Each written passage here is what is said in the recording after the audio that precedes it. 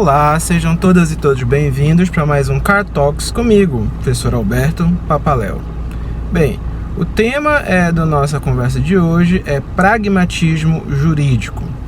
Dando continuidade, dando sequência a essa linha, esse fio condutor desse nosso diálogo dentro da hermenêutica, das teorias interpretativas especificamente, hoje eu vou conversar um pouquinho com vocês sobre dois elementos muito peculiares que têm ganhado muito a atenção e muito espaço no cenário jurídico, que são a teoria do direito do realismo jurídico e a teoria interpretativa a ela atinente, a ela pertencente, o chamado pragmatismo jurídico. Bem, vejam só, por tudo que a gente veio construindo, por tudo que a gente veio comentando, é possível concordar com Anne Morrison de que a palavra, ou a expressão, melhor dizendo, positivismo jurídico, ela constitui um número enorme de aplicações práticas e um número enorme de teorias que são aglutinadas em cima deste conceito, positivismo jurídico. Então não existe um positivismo, existem vários positivismos, no plural. Selecionando um destes dentro de uma tradição específica, o realismo jurídico pretende fornecer uma crítica a uma versão desse positivismo jurídico.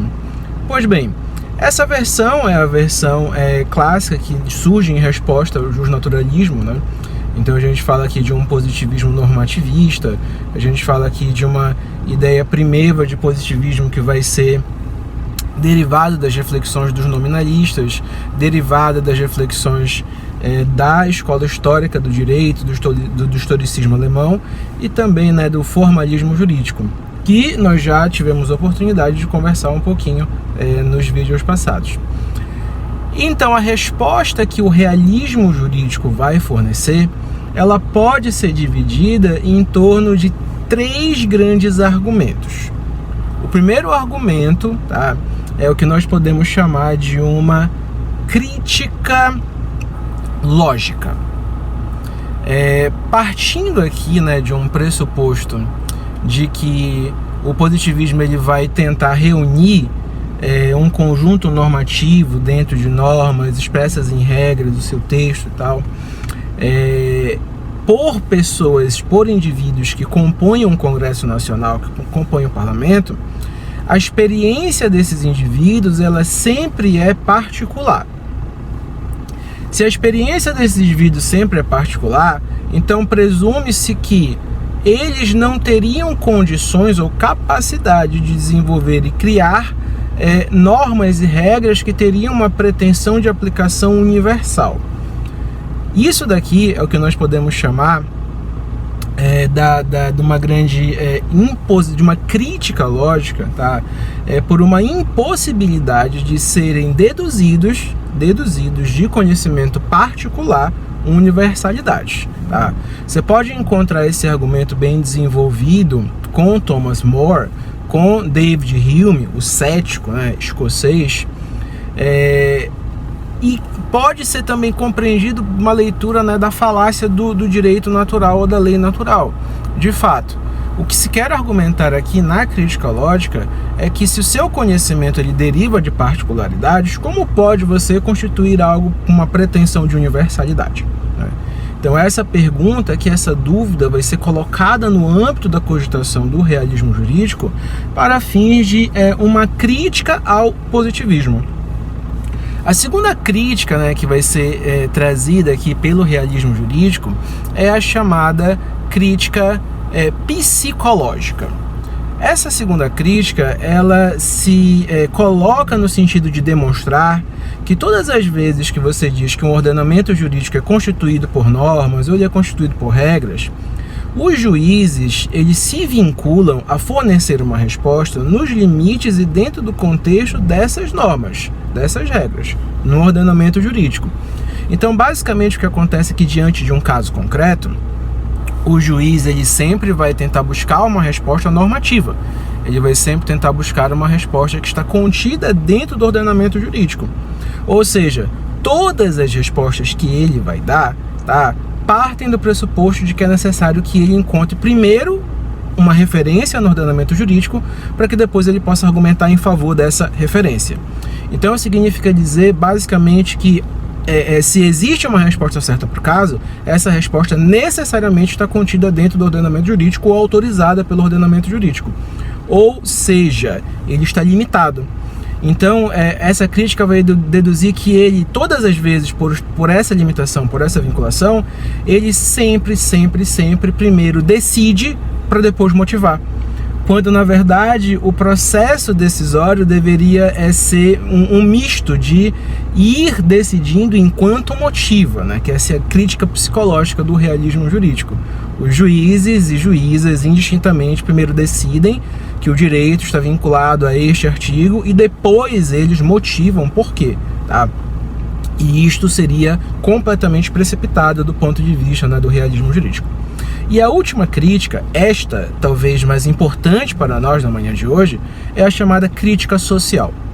Na crítica social, o realismo jurídico ele deduz que o direito não é exclusivamente um conjunto de regras ou de normas, mas essencialmente um conjunto de práticas sociais.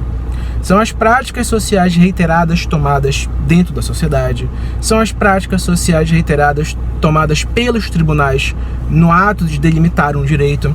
Para que eu possa trazer para vocês uma metáfora que eu creio seja ser bem fiel a esse argumento, eu posso trazer aqui para vocês a ideia que ela está presente no segundo Iering do Paraíso dos Conceitos, que é revisitada pelo Hart, inclusive, né, num texto em que ele celebra, de um certo modo, o Iering por esse argumento. E o que acontece então aqui é o seguinte: o Iering vai dizer que a academia alemã ela ficou muito tempo discutindo conceitos jurídicos que só se aplicam no abstrato, né? E que mais importante do que discutir direito nesse contexto abstrato é você saber como ele acontece na prática. E aí eu trago esse argumento para a nossa realidade. Por quê? Você pode falar aqui de um direito à liberdade, você pode falar de um direito à igualdade, e você vai ter vários conceitos bonitos nos livros do Luiz Roberto Barroso, nos livros do Gilmar Mendes, do Paulo Gonet Branco, né? Mas todos esses argumentos bonitos, conceituais maravilhosos, eles às vezes não refletem a prática do que se está discutindo, por exemplo, aqui na Feira da Pedreira, sobre liberdade de expressão, sobre direito à igualdade. Então, basicamente, o que o realismo jurídico vai tentar demonstrar pra gente é que o direito ele é muito mais um conjunto da sua prática do que o desenvolvimento e a criação de conceitos acadêmicos. Então perceba que, de fato, o realismo jurídico ele vai dar um peso maior, por exemplo, para o precedente jurisprudencial.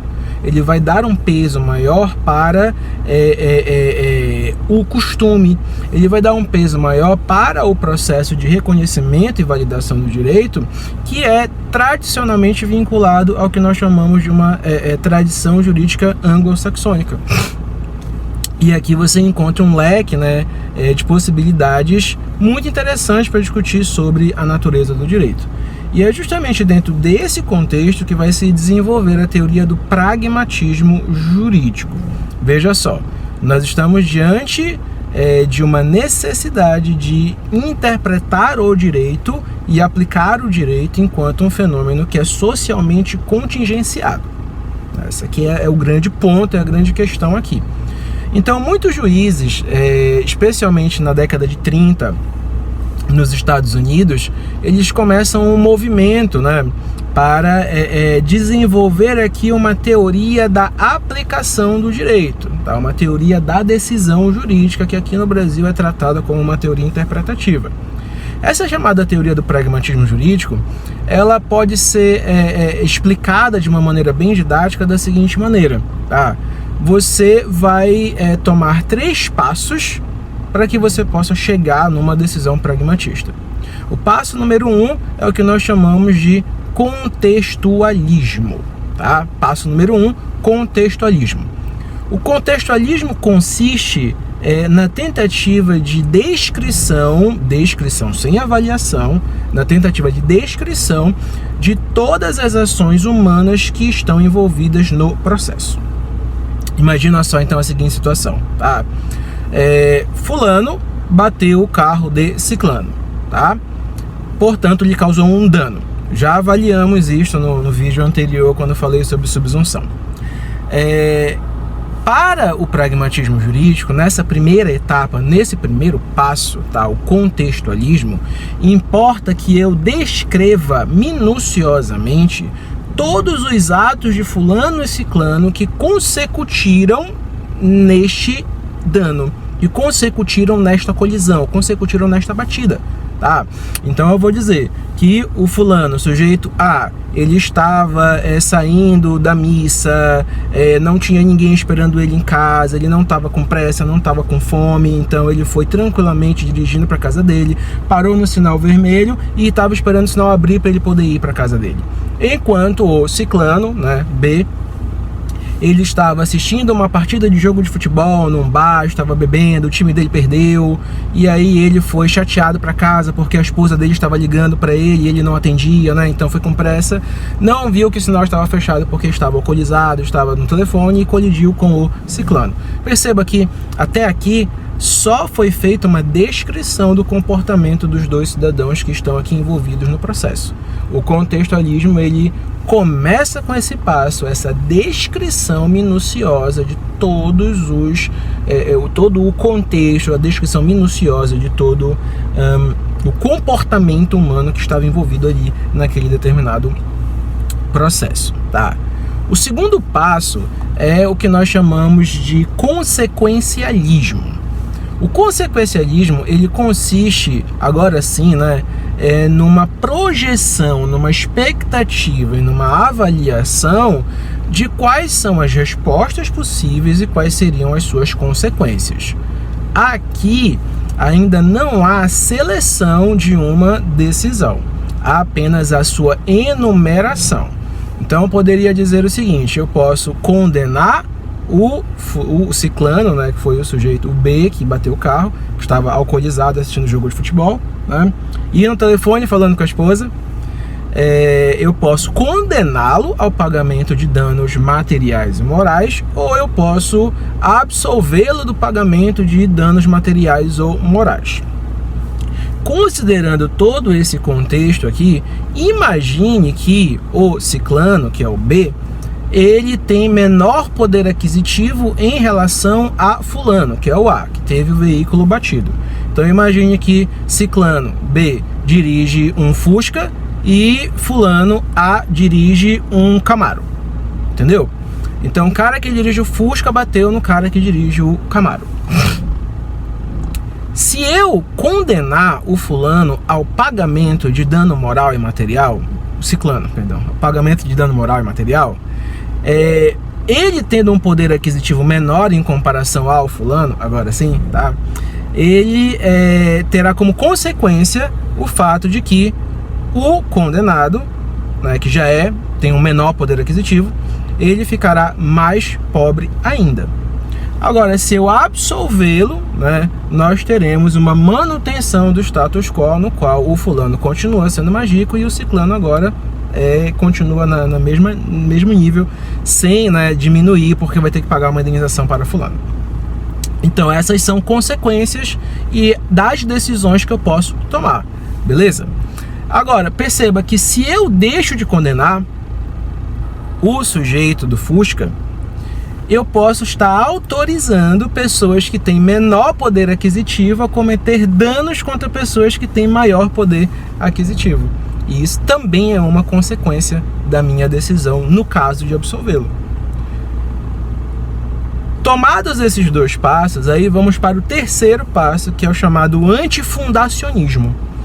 O que significa antifundacionismo? Bem, nesse ponto é o ponto em que o pragmatismo ele se confunde muito com as chamadas teorias econômicas do direito, porque agora, depois de tudo isso, é o momento que o juiz ele vai tomar uma decisão, ele vai escolher uma decisão, porque ele já tem toda a fundamentação fática e ele já tem toda a fundamentação argumentativa das consequências das decisões que ele pode tomar.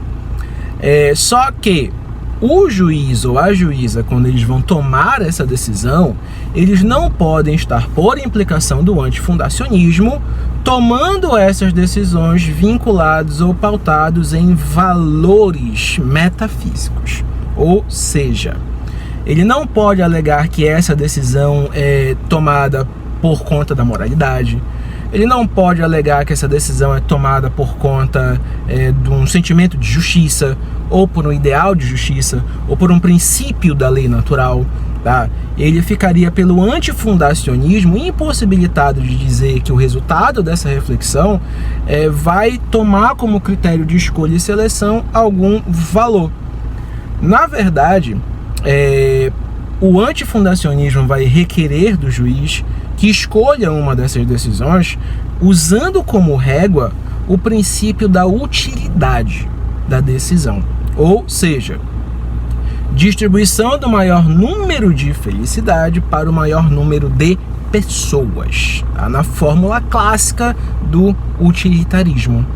É por isso, então, como eu disse, que muitas teorias do pragmatismo jurídico se confundem com teorias econômicas, pois são pautadas em cima do maior ganho proporcional, tá, para o maior número de indivíduos que fazem parte de uma coletividade.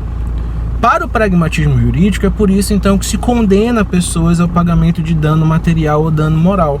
Não é por uma questão de justiça, não é por uma questão moral, mas é simplesmente por uma questão argumentativa de utilidade. Se eu não fizer isso, as pessoas estariam autorizadas a cometer danos umas às outras e nós teríamos uma economia frágil, instável, completamente à mercê dessas vontades individuais. E o utilitarismo, então, tem ganhado muitos adeptos. Existe um grande debate, né, de um juiz utilitarista chamado Richard Posner, né, que teve assim como um dos grandes adversários o segundo Dworkin, né, depois do Levando os Direitos a Sério, tá? Especialmente, salvo melhor juízo, nos primeiros capítulos da Justiça de Toga. E alguns comentários na Virtude Soberana, né? O Dworkin, ele tenta refutar um pouco essa ideia, porque, de fato, o liberalismo do John Rawls tem algumas respostas interessantes para essa questão do conceito de justiça igualitária, né? De justiça utilitária, perdão. Mas sobre esse debate, sobre esses argumentos, a gente pode conversar depois, tá? Em resumo, né, o pragmatismo jurídico é uma teoria da decisão judicial que é recebida no Brasil como teoria da interpretação jurídica. O pragmatismo jurídico, ele é uma teoria da decisão que é vinculada ao realismo jurídico, que pretende responder, né, ao positivismo jurídico, a uma versão do positivismo jurídico, a versão da sua época, tá? Com três críticas: a crítica lógica, a crítica psicológica e a crítica social. E o pragmatismo jurídico, então, como teoria da decisão, vai ser pautado em cima do contextualismo, do consequencialismo e em cima do antifundacionismo, tá bom? Pessoal, muito obrigado pela sua audiência, muito obrigado por todas e todos que têm assistido os nossos vídeos. Deixo para vocês um grande abraço, tá? De coração, faço isso para que vocês possam ter acesso, né, a esse conteúdo de uma maneira bem didática, de uma maneira bem fácil, para que vocês possam orientar os estudos de vocês. As referências da aula de hoje vocês podem encontrar, né, no livro Curso de Direito Constitucional Contemporâneo, do professor Luiz Roberto Barroso, tá? Na parte de interpretação ele faz essa introduçãozinha, e vocês podem encontrar também, né, no livro de Hermenêutica Jurídica do professor Ricardo Maurício Freire Soares, tá? Não se esquece de deixar o seu comentário, não se esquece de dar um like para ajudar aí o nosso canal, tá? E se você ainda não tiver se inscrito, eu te peço, por favor, que se inscreva para que você possa receber as atualizações aqui, e não se esqueça também de ativar o sininho para notificação da postagem de novos vídeos, tá bom? Um forte abraço, Deus abençoe e até a próxima.